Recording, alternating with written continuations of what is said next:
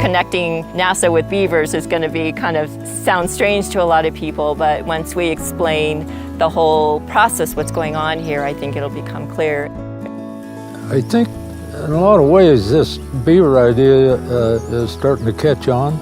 I think a lot of people are realizing that, without beavers, these watersheds they basically deteriorate. Jay is an Idaho rancher who worked with researchers to bring beaver back to his land in 2014. Within 6 years, there were more than 200 beaver dams along the creek, and the stream on Jay's property flowed 40 days longer into the year.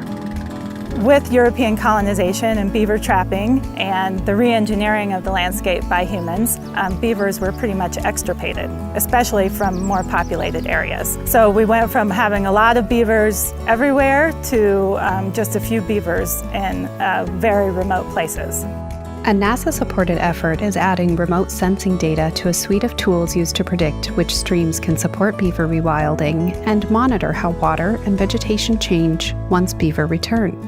The work that we were doing this morning was about trying to attract and lure beaver, and what we're seeing up here in terms of then taking, we built 25 fake beaver dams and now there's well over 200 of them. We treated a half kilometer, now they're covering 5 kilometers.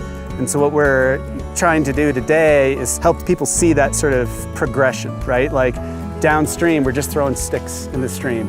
Why are we doing it? What are we trying to attract? We're trying to attract beaver to do the work for us and then to keep that going.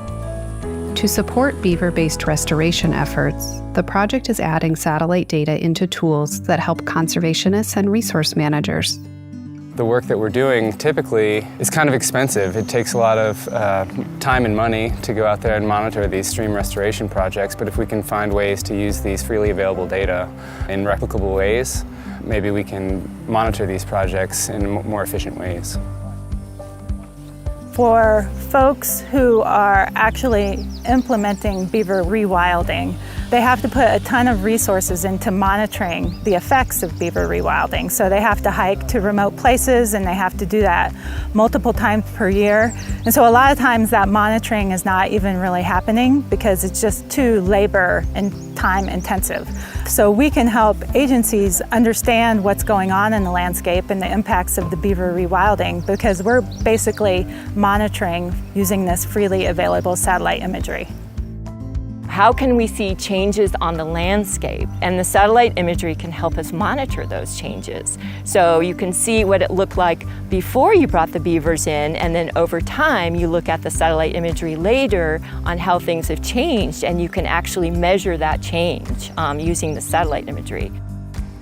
There's Idahoans who are doing this awesome kind of work that is improving the landscape, and by our involvement we hope to both understand what's happening better but also bring more attention to some of these folks who are really doing the work on the ground and making Idaho a better place to live.